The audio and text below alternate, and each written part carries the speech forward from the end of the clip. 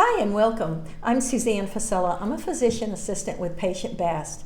And basically the reason I started this company is while I'm in seeing patients, I only have about 10 minutes with them. And I often find that the caregivers, the loved ones that are taking care of a senior or aging parent, are concerned about how they're going to deal with certain things and what changes are going to occur in their lifetime. And I never have enough time to explain or help the folks I really want to help. So today at Patient Best, we have Sue Roseliep here, and Sue deals with a lot of aging parents and aging partners and how you can transition. And I'm going to give her a few minutes to go ahead and introduce herself and tell you how you can contact her. Sue? Thanks, Suzanne. And love working with you, and we always have so much fun to help. We do. Help the common good. Mm-hmm. And anyway, I'm Sue Roseliep, Concierge Consulting. I own that. Started about 3 years ago in Wisconsin. Moved it down to Southwest Florida, and just love it. Love it here.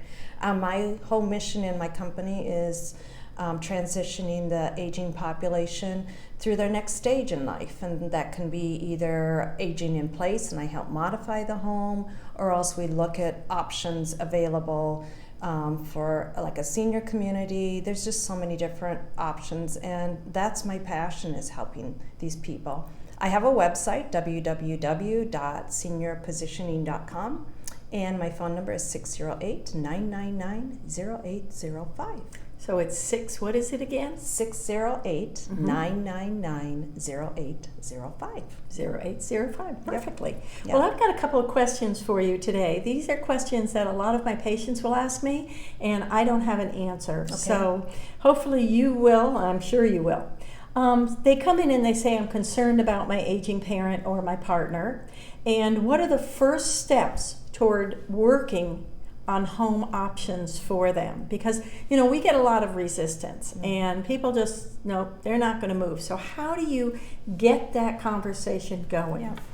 Well, the first thing is I always kind of when people come to me, I use the analogy of the game Jenga. I don't know if all of you are familiar with it, but it's a game where you stack all of these wood pieces and you try to keep it standing upright. Mm-hmm.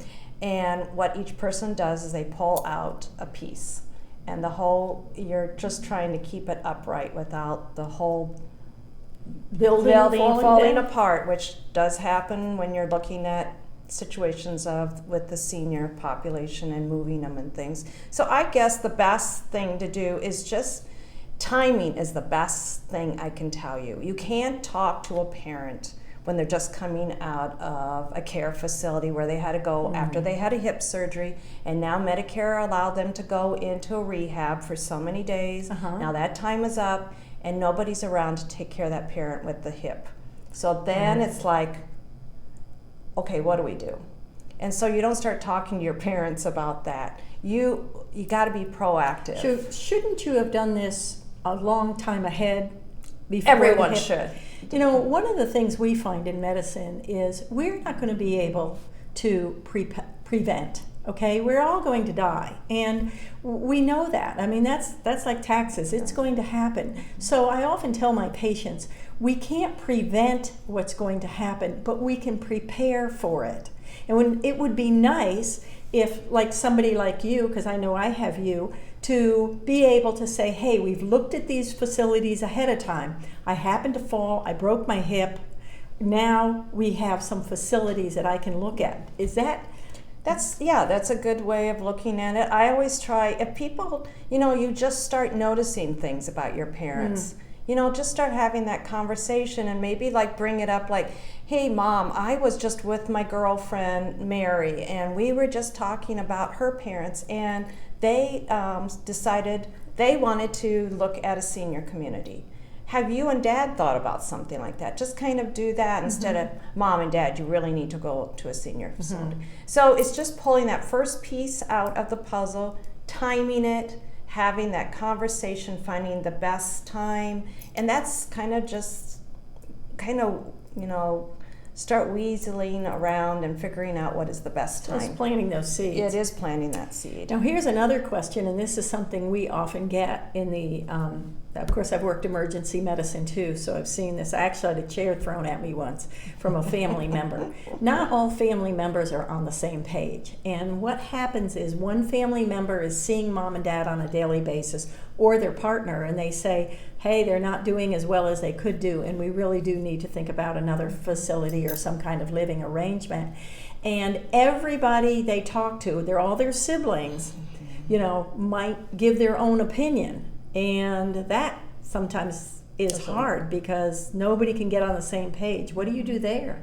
Well, you mean, so to clarify, just kind of looking at different options for them, or senior communities, or whatever? You're looking for options for mom and dad or the aging senior citizen, right? Okay. But then when you mention it to your siblings, it's like, oh no, we're not going to do this, or oh yes, I think they should go here or go there. How do you get all the siblings on the same page? Well, that is what I call I use the word tempo.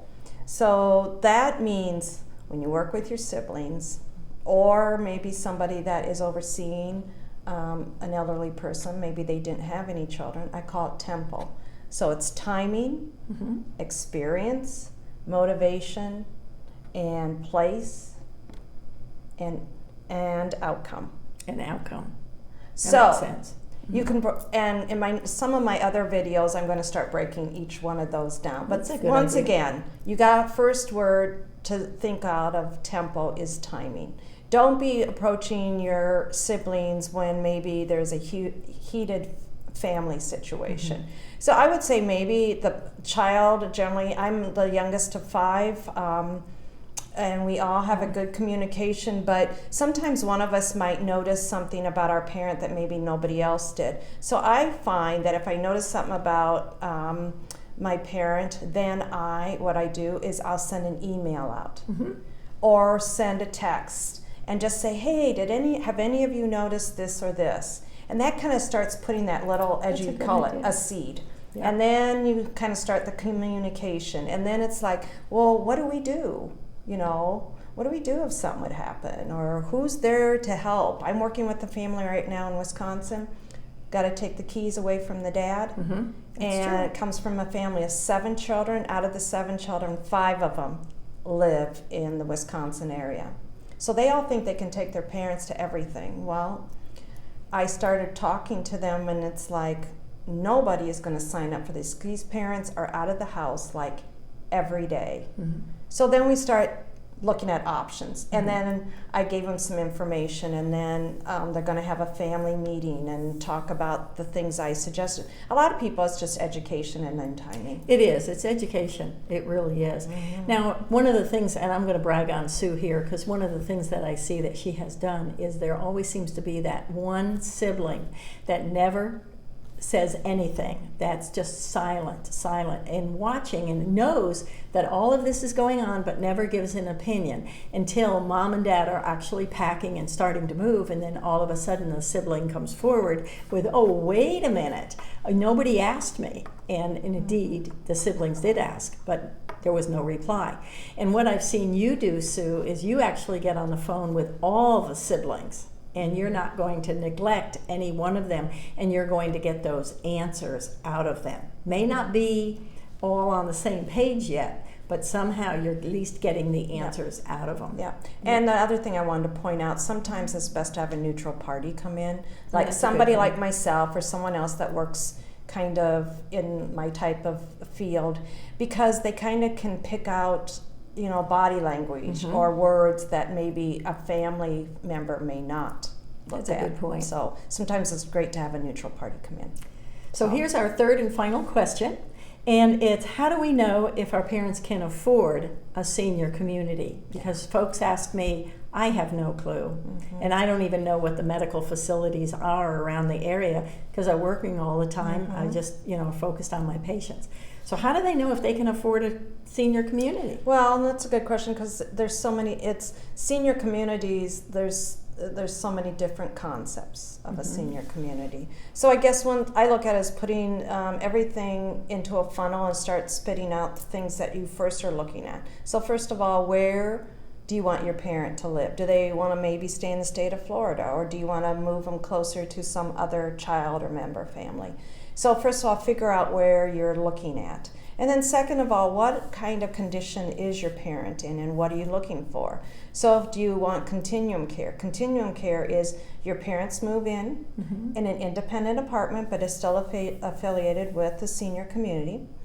And then from there, they generally move them into memory care or assisted living. So they are downsizing them into an apartment where the meals are provided more often, things like that, and a little bit more medical coverage. And then generally the last is the nursing home, where they go just to be comfortable, or a hospice type of environment. So something like that. Sometimes, believe it or not, when you are looking at an independent apartment, a continuum care, they do interviews. Oh. And if some of those, the parent does not pass, they might move them right away into assisted living. So once again, it's start looking at places. Just start looking at places. What I always suggest, and I do with my clients, is I do a budget with them. That's nice. And I go out and look for the best place for them. I'm paid by the client. I represent my clients. I don't represent nursing care facilities or things. I work for my client. So I just look at what the true need is. Some of them right away need to maybe go into like a memory care, you know, and so I look at all of the options and financial information, and I work very closely with people. But it's just all what you kind of want to know and put them into.